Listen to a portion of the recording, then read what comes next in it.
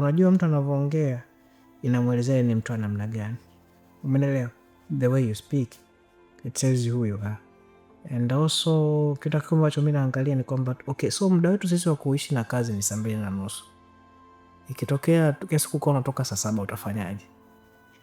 Anavyojibu maswali kama hayo na anakuonyesha kwamba huyu mtu okay, labda nitatolea mfano.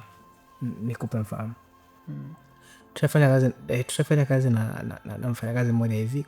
Kwa interview akasema kwa sababu kutoka hapa na 2:30 he's very talented. Akasema nini hapo itabidi nipunguze natoka 1:00. Tayari hiyo ni X. Mimi hapo kwa kweli 10:00 hapo, yani mimi 10:00 natoka nyumbani nimetoka. Ndio napata muda wa kupumzika. Nishapata wafanyakazi wa hivi. Na actually nilifuata maelekezo ya uongozi. Unaona mimi ndio nakwambia a good idea must win. Mimi siongozi kwa hierarchy kwamba mimi ndio boss ndio niseme. Team ikasema no, tufanye naye, he's good. Lakini tell me what? Only 1 month and everybody was